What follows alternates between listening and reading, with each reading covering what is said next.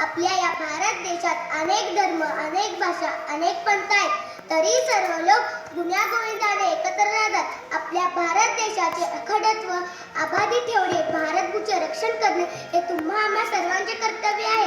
विद्यामंदिर पुष्पनगरचे विद्यार्थी आपणासमोर समूहगीत सादर करीत आहे. देश माझा मी देशाचा सदैव ठेवू गान, या भूमीच्या अखंडतेचे गाऊ गौरवगान, आमचा भारत देश महान, आमचा भारत देश महान.